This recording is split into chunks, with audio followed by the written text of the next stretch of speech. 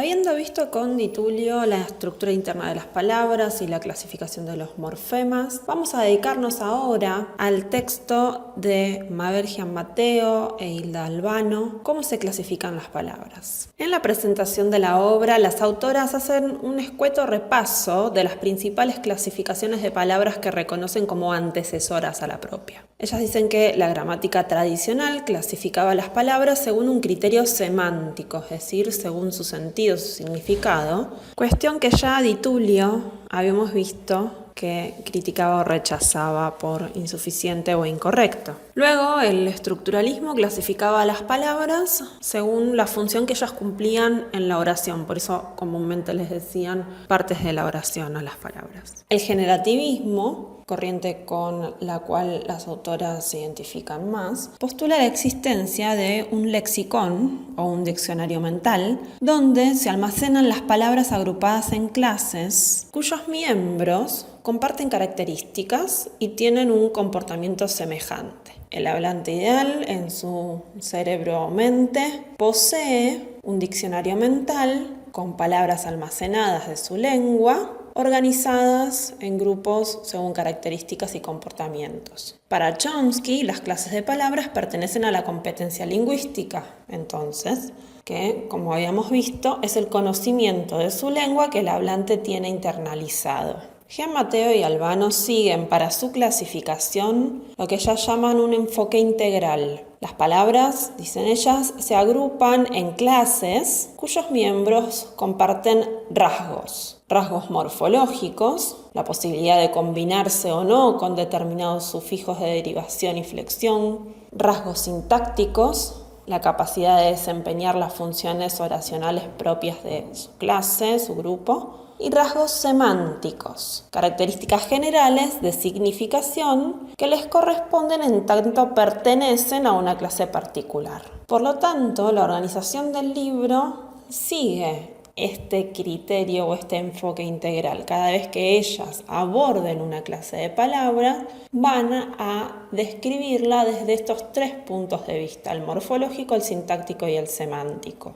Recuerden que el generativismo privilegia el criterio sintáctico. La clasificación que proponen las autoras es binaria porque distingue dos clases fundamentales de palabras, que es la primera gran clasificación que hacen en el libro, entre las palabras léxicas, es decir, que poseen un contenido descriptivo inherente, y las palabras funcionales o de contenido gramatical. En el capítulo 1, de manera similar a lo que hacía Di Tullio, las autoras descartan con contraejemplos las clasificaciones de palabras que contemplen un solo criterio. Muestran por qué no funcionan. Ellas dicen: las clases de palabras constituyen subconjuntos organizados que comparten propiedades morfológicas, sintácticas y semánticas. El problema es: ¿esto funciona para todas las lenguas? En la tradición occidental, la clasificación partió del reconocimiento de dos clases básicas: el nombre, sustantivo y el adjetivo, y el verbo. Al principio se pensó que las clases identificadas para las lenguas clásicas eran universales, pero no en todas las lenguas existen las mismas clases de palabras. Tampoco las categorías morfológicas, género, número, tiempo, modo, aspecto, persona, parecen manifestarse universalmente de la misma manera. Esto ya lo habían señalado Di Tullio y Walde cuando comentaban la dificultad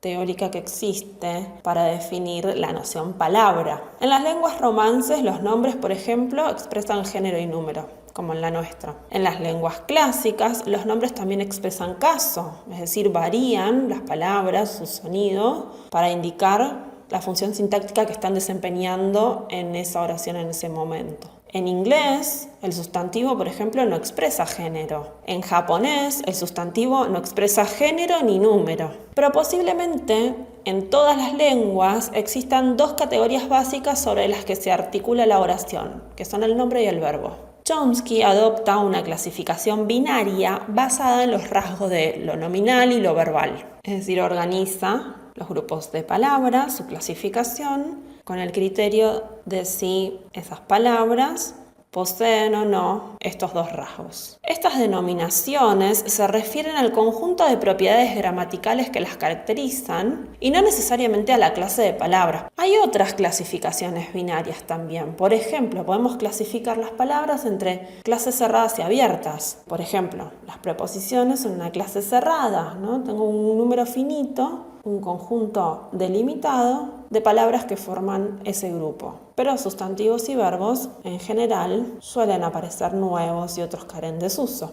O puedo clasificar las palabras en llenas y vacías, que es algo de lo que van a hacer Giammatteo y Albano. Las llenas serían las que tienen contenido léxico y las vacías las que tienen solo significado gramatical o funcional. También podríamos clasificar las palabras en clases mayores y menores, es decir, las mayores son las que admiten y las menores son las que no admiten modificadores. En esta propuesta de las autoras, la clasificación sigue un trabajo del lingüista español Ignacio Bosque, que trabaja con 7 clases de palabras: el sustantivo, el adjetivo, el verbo, el adverbio, la preposición, el determinativo y la conjunción. Y sostiene un enfoque integral, como dijimos. Clasifica según criterios morfológicos, sintácticos y semánticos al mismo tiempo. El resultado es una clasificación basada en la distinción binaria de palabras llenas y vacías, palabras de la clase de las palabras léxicas, que poseen un contenido descriptivo inherente, y estas serían el sustantivo, el adjetivo, el verbo, el adverbio y la preposición, clasificación que, como veremos más adelante, va a resultar polémica, la de la preposición como palabra léxica. Luego, las palabras funcionales son las que tienen significados que se relacionan con la función gramatical que cumplen. No tienen un significado léxico, descriptivo, inherente. Tienen significado de tipo relacional. Transmiten información sobre las propiedades de otras palabras, género, número, persona, o establecen conexiones sintácticas entre ellas. Y en ese gran grupo, las autoras ubican a los determinativos y las conjunciones. De esta manera y en este orden están organizados los capítulos del libro. Ahora, las distintas clases de palabras no son homogéneas. La pertenencia a una clase no necesariamente implica poseer todas las características típicas, morfológicas, sintácticas, semánticas de esa clase sin ningún tipo de excepción. Hay diferencias de comportamiento entre palabras de una misma clase. Por ejemplo, ustedes ya vieron que los sustantivos manifiestan número morfológicamente, pero que sustantivos como caos o análisis no flexionan en esa categoría. No por no cumplir con esa característica dejan de ser sustantivos. Otro ejemplo que dan las autoras es que algunos determinativos solo pueden ubicarse delante del núcleo que especifican. Decimos el libro, pero sería agramatical la secuencia libro-el. Pero otros determinativos tienen mayor libertad de combinación. Por ejemplo, podemos decir aquel libro y podemos decir el libro aquel. No por poseer ese comportamiento, el determinativo aquel deja de ser un determinativo. Las clases de palabras se forman a partir de conjuntos de propiedades compartidas por sus miembros, pero la adscripción a una clase es una cuestión de grado. En cada clase suele haber miembros centrales o prototípicos que reúnen todas o la mayoría de las propiedades de esa clase y miembros periféricos o marginales que la gramática tradicional trataba como excepciones y que no poseen todos los atributos. El prototipo es el ejemplar más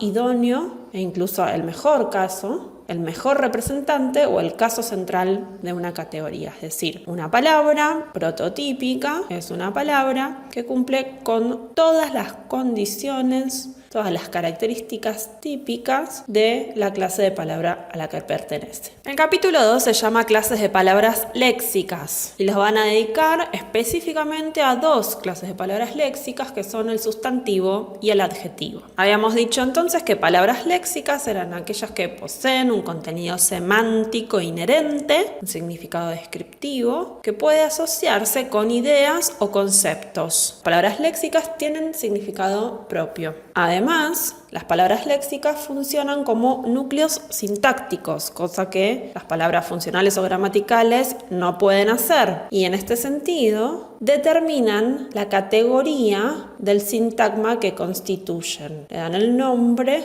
y determinan sus características, su comportamiento, su naturaleza. Un sintagma es una palabra o un grupo de palabras que constituyen una unidad sintáctica y que cumplen alguna función sintáctica determinada con respecto a otras palabras en una oración. Entonces, según el núcleo que tenga esta palabra, este conjunto de palabras que cumple una función sintáctica, vamos a hablar de distintos tipos de sintagmas. Por ejemplo, el sintagma nominal es aquel sintagma que tiene como núcleo a un sustantivo. Por ejemplo, la casa grande, donde la palabra casa funciona como núcleo y le exige al determinativo y a su complemento que estén, por ejemplo, por una cuestión de concordancia, en femenino y en singular. Un sintagma adjetival es aquel que tiene como núcleo a un adjetivo. Por ejemplo, el sintagma bastante grande, donde grande, el adjetivo grande es el núcleo. Un sintagma verbal, la oración es un sintagma verbal, el predicado es un sintagma verbal, tiene como núcleo un verbo, por ejemplo, come mucho, donde el núcleo es come. Un sintagma adverbial es aquel que tiene como núcleo un adverbio, por ejemplo, la secuencia muy lentamente, donde lentamente es el núcleo. Y, por último, el sintagma preposicional tiene como núcleo a la preposición, por ejemplo, en la secuencia hacia el río, donde la preposición hacia es el núcleo. Esto último depende de la teoría con la cual estemos trabajando, pero la teoría generativa y la teoría con la que trabajan estas autoras considera que la preposición es una palabra léxica, por lo tanto puede ser núcleo de un sintagma que se va a llamar sintagma preposicional. Entonces, si dijimos que las palabras léxicas podían constituir núcleos de sintagma y que determinan la categoría de ese sintagma, decimos que las categorías léxicas son los constituyentes más simples o las unidades mínimas de análisis sintáctico porque el núcleo puede reemplazar a toda la secuencia, excepto en la preposición, que es un caso atípico, lo vamos a ver más adelante, y porque el sintagma se considera una expansión de ese núcleo. Todas las clases de palabras léxicas presentan conexiones sintácticas. Fíjense cómo en este punto las autoras lo que están haciendo es describir a las palabras léxicas desde el punto de vista sintáctico. Los sustantivos, los adjetivos y los verbos manifiestan concordancia, como en el ejemplo que veíamos para el sustantivo de casa, la casa grande, que yo les decía que las palabras que modifican al núcleo casa obligatoriamente por concordancia tenían que estar en femenino y en singular porque casa, el núcleo, es femenino y singular. El verbo y la preposición rigen el caso de sus complementos y algunos adverbios exigen determinado modo en el verbo. Desde el punto de vista morfológico, las palabras léxicas podemos clasificarlas en dos grupos, en aquellas que flexionan, que varían sus sonidos, y en aquellas que no flexionan. Como ya vimos, los sustantivos flexionan en género y número, los verbos también, cuando los conjugamos varían, los adjetivos también, como vimos en el caso de la casa grande, donde grande tenía que estar en singular, pero los adverbios y la preposición, que son palabras léxicas, no varían. A continuación vamos a abordar la clase de palabra sustantivo, cuyo apartado inicia en la página 28 del texto.